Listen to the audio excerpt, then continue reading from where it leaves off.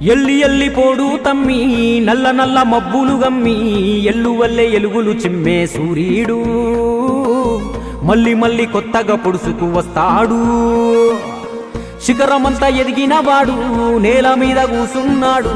జనము గుండె చప్పుడు తెలిసిన గొప్పోడు జాతి మేలు గోరి తప్పున పడ్డాడు.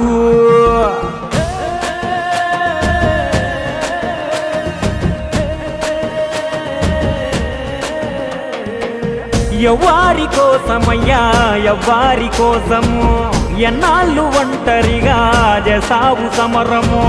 నీకున్న ఇలువ ముందు సాలదంట గగనము, నీకున్న ఇలువ ముందు సాలదంట గగనము. అయినా నీకెందుకింత హంతులేని మౌనము. యాడ మొదలు పెట్టను సామి ఎక్కడుంది నీ జన్మభూమి. దేశమంతా నా సొంతమన్నా మేధావి కులము తలము ఒంటికి అంటని మన జీవి.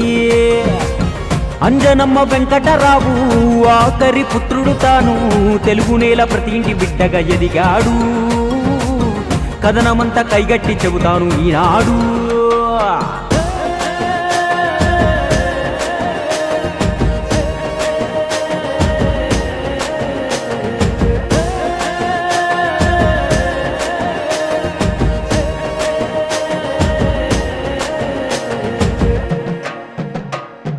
బల్లోకెళ్ళే చదువంటే నా కొల్లదు అన్నాడే. బాల్యం నుండే పుస్తకాలతో దోస్తీ గట్టాడే. తన లక్ష్యం కోసం పెద్దన్న ఇల్లుదిలి వెళ్ళాడే. ఇతడేమో ఎవ్వరికర్థం గాక ఇంట్లో మిగిలాడే. గుండెల్లో పొంగుతున్న ఎన్నెన్నో భావాలు జనంతోటి పంచుకోవాలనుకున్నాడే. అన్నయ్య అండతోటి వెండి తెరనాడు వేసి తమ్ముడిగా సొంత జెండ ఎగరేశాడే. మధ్య తరగతి యువతకు అద్దమయ్యి నిలిచినాడే. సూపులకే గబ్బరు సింగు లోపలేమో వేదన పొంగు. చిత్రసీమలోనే ఇతను సంతింగు అంటలేదు మనుషుల కంటే ఏ రంగు. అందనంత ఎత్తున ఉన్నా 100 కోట్ల మార్కెట్ ఉన్నా మనసులోన ఖుషి లేదనుకున్నాడు. అన్ని వదిలి మనుషుల మధ్యకు వచ్చాడు. ఇల్లేమో దూరం అసలే చీకటి గాఢాంధకారం. దారంతా గతుకులు, చేతిలో దీపం లేదు కానీ గుండెల నిండా ధైర్యం ఉంది.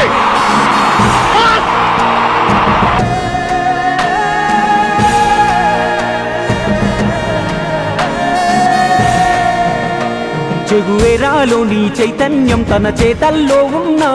తెల్ల దుస్తుల్లో గాంధీజీలా ఎంత చల్లని నవ్వోడే. అడ్డదారులు తొక్కి అందలమెక్కే పద్ధతి వద్దంటూ 100 ఓటములైనా సిద్ధం అంటూ నీతికి నిలిచాడే. పేదోడి బలహీనతే ఆధారం చేసుకొని పాలించే రాజకీయం ఇంకెన్నాళ్ళు. ప్రశ్నించి బానిసత్వ సంకల్లను తెంచకుంటే మన కళ్ళను వదిలిపోవు ఈ కన్నీళ్ళు. అని జనం కొరకు తప్పించే ఆ గుండెకెన్ని అవమానాలు. ఎగురుతున్న జాతీయ జెండా వెనక ఉన్న పొగరుంది నిండా. కోట్ల మంది అభిమాన దళమే తన అండా. కొత్త రాజనీతిని నేర్పిన మార్తాండా. పేరులోనే పవరున్నోడు పవరు కొరకు పలుసనగాడు. ఎంత తొక్కితే ఎంత ఎత్తుకులేస్తాడు. ధరణి పైన సరికొత్త చరితను రాస్తాడు. భారత్ మాతా కీ జై. జై హింద్. ఓటమి అంటే ఆటకు ముగింపు కాదు, అదే ఆటకు కొనసాగింపు. అందుకే అనుకున్నది అయ్యేదాకా ఈ ప్రయాణం కొనసాగుతూనే ఉంటుంది.